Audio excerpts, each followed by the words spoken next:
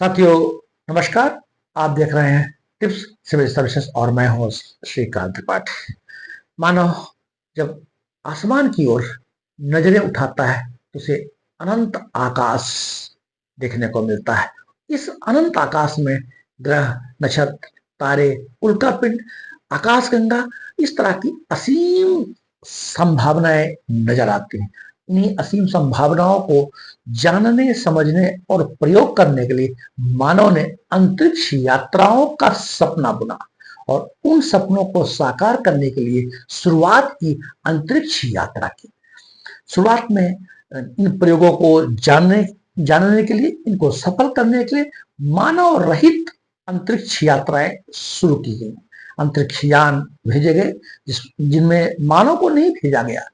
सप्तम रूस ने स्पुतनिक कृत्रिम उपग्रह भेजा और तत्पश्चात इसके पश्चात प्रयोग को आगे बढ़ाने के लिए लाइका कुतिया को भेजा गया अंतरिक्ष में। कि मानव को भेजने के पहले जीवन पर कैसा अंतरिक्ष में प्रभाव पड़ता है। हम जानते हैं कि जब अंतरिक्ष की हम यात्राएं करते हैं, हमारे वायुमंडल में तरह तरह की गैसें होती हैं और पृथ्वी से ऐसा वैज्ञानिकों ने मत जाहिर किया है कि एक काल्पनिक रेखा बनाई है इस वायुमंडल पृथ्वी से ऊपर, जिसे कार्बन रेखा कहा जाता है। ये कार्बन रेखा पृथ्वी से 100 किलोमीटर या लगभग 62 मील होती है और उस कार्बन रेखा के नीचे पृथ्वी का वायुमंडल है, जहां तरह तरह की गैसें हैं, जिसमें नाइट्रोजन सबसे अधिक है 78%, ऑक्सीजन 21%, कार्बन है और निष्क्रिय गैसें हैं आर्गन, रेडान, जीनान, क्रिप्टॉन वगैरह वगैरह।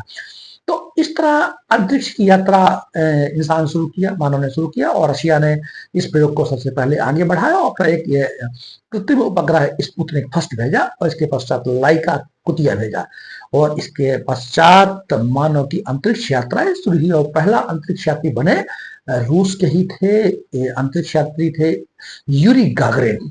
यूरी गागरिन को रशिया ने भेजा और इसके पश्चात जो पहली महिला अंतरिक्ष यात्री बनी वो वैलेंटीना तेरेस्कोवा बनी। अमेरिका भी अपने अंतरिक्ष यान भेजे, एक्सप्लोरर को भेजा और इसके पश्चात लूना भी गए और चंद्रमा की यात्राएं हुई। नील आर्मस्ट्रांग चंद्रमा पर गए, नील आर्मस्ट्रांग, एल्विन एल्ड्रिन, ये चंद्रमा की यात्राएं की और भारत भी इसमें पीछे नहीं रहा। इसरो की स्थापना हुई और हमारे देश से जो प्रथम अंतरिक्ष यात्री बने वो थे राकेश शर्मा। राकेश शर्मा जी 3 अप्रैल 1984 को अंतरिक्ष की यात्रा की और वहां से कहा कि सारे जहां से अच्छा हिंदुस्तान हमारा। इस तरह अंतरिक्ष यात्राओं के लिए संस्थाएं और संगठन बनाए गए।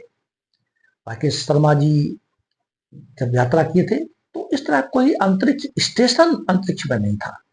98 में रूस, जापान, कनाडा, यूरोपियन संघ और अमेरिका ने मिलकर के इनकी जो अंतरिक्ष एजेंसियां हैं, रूस की आरकास्मोस है, जापान की जाक्सा है, कनाडा की कनाडा स्पेस एजेंसी है, अमेरिका की नासा है, जो अंतरिक्ष एजेंसियां हैं यह मिल करके अंतरिक्ष में एक स्टेशन बनाया जिसका नाम है इंटरनेशनल स्पेस स्टेशन।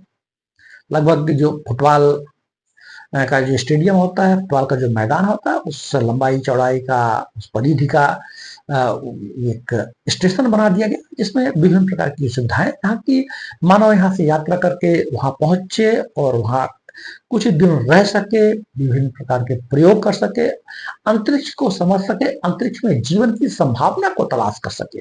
इसके लिए ISS इंटरनेशनल स्पेस स्टेशन बनाया गया। इस इंटरनेशनल स्पेस स्टेशन में अभी हाल ही में हमारे देश के जो ग्रुप कैप्टन श्री शुभांशु शुक्ला जी अंतरिक्ष स्टेशन में 18 दिन रह करके भारत 15 जुलाई को वापिस आ गए। 26 जून को फाल्कन 9 रॉकेट से उड़ान भरी, जिनके साथ में हंगरी, पोलैंड और अमेरिका के सहयात्री भी थे। हमारे देश के शुभांशु शुक्ला जी, जो कि एयरफोर्स में ग्रुप कैप्टन हैं। वो भी साथ में गए। इसरो के द्वारा उनको इस यात्रा के लिए ग्रांट भी दी गई और 550 करोड़ के लगभग खर्च बताया गया। और शुभांशु शुक्ला जी फाल्कन 9 रॉकेट से, रॉकेट एक प्रकार का वाहन है जो कई चरणों में होता है। उसमें फ्यूल्स होते हैं और फ्यूल्स जब खत्म होते हैं तो चरण उनके चरण कट होकर के रॉकेट से महासागरों में या रेगिस्तानों में गिर जाते हैं। ऐसी व्यवस्था बनाई गई है। और लास्ट में जो रॉकेट का चौथा चरण एक कैप्सूल्स को, अंतरिक्ष यान को लेकर के वहां पहुंचता है अंतरिक्ष में। और जो अंतरिक्ष स्टेशन है, अंतरिक्ष स्टेशन में जुड़ता है। उस अंतरिक्ष स्टेशन में जुड़ने की प्रक्रिया को डॉकिंग कहा जाता है। यानी जो स्पेस स्टेशन है उसमें ये जो यहाँ से यान गया हुआ है, जो यान था, जो क्रू था, वो ड्रैगन कैप्सूल कहा गया। ड्रैगन कैप्सूल वहां पहुंचकर अंतरिक्ष स्पेस स्टेशन से जुड़ा, जिसे डॉकिंग कहा जाता है। और जब अंतरिक्ष स्टेशन से वो अलग होता है उसको अनडॉकिंग कहते हैं। भारत भी इस वैज्ञानिक प्रयोग में काफी आगे बढ़ रहे हैं, क्योंकि भारत को भी अपनी जो अंतरिक्ष मिशन है, गगनयान मिशन, जो कि 2027 में मानव को भेज करके ये लॉन्च किया जा रहा है। तो उसके लिए एक ये तैयारी थी, एक ये प्रयोग था, एक परीक्षण था, एक जानकारी थी। हमारे देश से श्री शुभांशु शुक्ला जी को भेजा गया और 15 जुलाई को सकुशल भारत प्रशांत महासागर में उनका जो कैप्सूल ने लैंड किया। और जब कोई कैप्सूल आप वहां से अंतरिक्ष यान आता है तो उसको काफी वक्त लगता है आने में।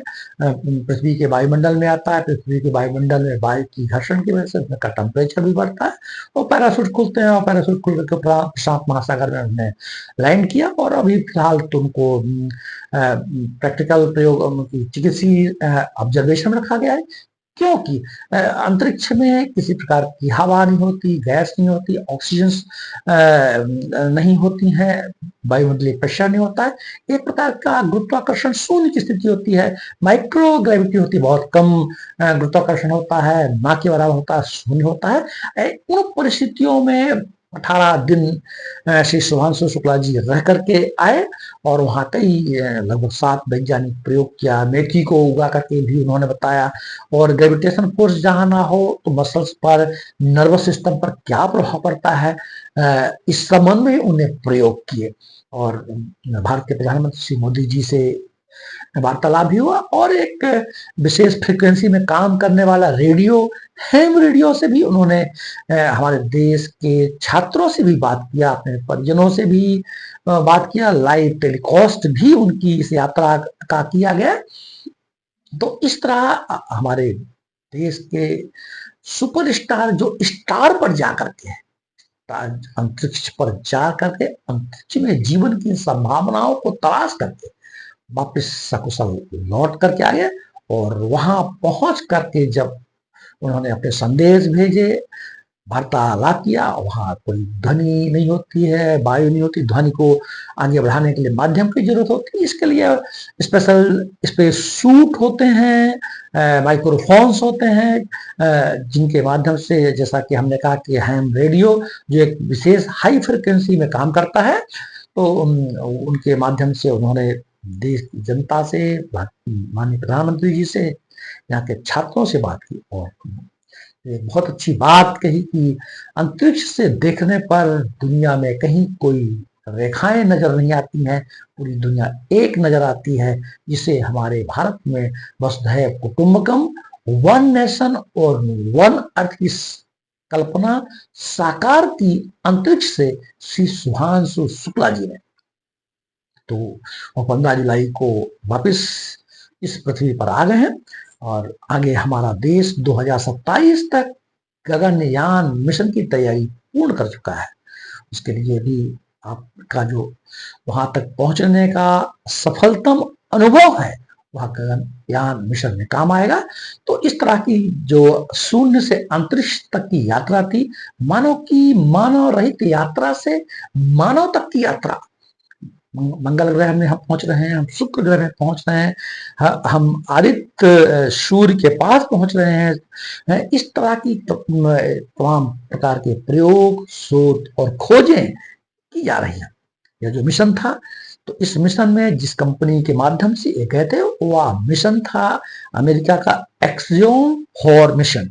एक्सियोम एक प्रकार की अमेरिकन कंपनी है जो स्पेस की सैर और यात्रा करती है। अभी तक लगभग 662 लोगों ने स्पेस की यात्राएं कर ली हैं। हमारे भारत देश से भी यात्राएं की, और ये यात्राएं काफी जोखिम भरी होती हैं।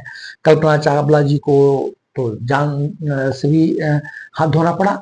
सुनीता विलियमसन, जो कि भारतीय मूल की नागरिक हैं, अमेरिका में है, वहाँ पहुंची, और कई जो उनके यान थे उनमें कुछ कमियां आई, कुछ उसमें वैज्ञानिक असुविधाएं हो गई, यंत्रों में यांत्रिक तकनीकी खराबी आई, जिससे उन्हें काफी लंबे समय तक वहां रहना पड़ा। फिर बहरहाल फिर सकुशल पुनः पृथ्वी पर आई। तो इस तरह ये यात्राएं काफी जोखिम भरी होती हैं। ग्रेविटेशन फोर्स नहीं होता, हमारा जीवन इस गुरुत्वाकर्षण शक्ति पर चलने का अभ्यास होता है। वहां कोई ध्वनि नहीं है, वहां कोई हवा ऑक्सीजन नहीं है। इनको हवा और ऑक्सीजन करने के लिए जनरेटर्स होते हैं, स्पेशल जो अंतरिक्ष सूट होते हैं पहनने के लिए, क्योंकि वहाँ कोई चूंकि वायुमंडलीय दाब नहीं होता है, और हमारे जो शरीर में एक प्रकार का प्रेशर, खून का, ब्लड का प्रेशर होता है, और वहाँ वायुमंडलीय दाब न होने से यदि वह स्पेशल सूट, आपने देखा होगा कि हेलमेट और ग्लोव्स और एक प्रकार का स्पेशल सूट से स्पेस सूट कहा जाता है, उसमें वो सभी व्यवस्थाएं होती हैं। उसमें ऑक्सीजन जनरेटर होता है, ऑक्सीजन जनरेट किया जाता है, जिससे ऑक्सीजन लेने में सुविधा होती है। जो कार्बन डाइऑक्साइड निकलती है उसको फिल्टर किया जाता है, और वहाँ इलेक्ट्रोलिसिस के माध्यम से हाइड्रोजन और ऑक्सीजन को अलग किया जाता है। और हमारे देश के जो वैज्ञानिक थे, ग्रुप कैप्टन थे सुभाष शुक्ला जी ने वहाँ मेथी को उगा करके भी बताया, और आगे की कई प्रयोगों के लिए उन्होंने एक नींव तैयार कर दी, एक आधार तैयार कर दिया। इस तरह की हमारे देश के श्री सुभाष शुक्ला जी ने शून्य से अनंत तक की यात्रा सकुशल वापस आकर करके पृथ्वी के लोगों को अंतरिक्ष का अपना अनुभव सुना रहे हैं, बता रहे हैं। हम उन्हें नमन करते हैं, उनको सल्यूट करते हैं। जय हिंद, जय भारत।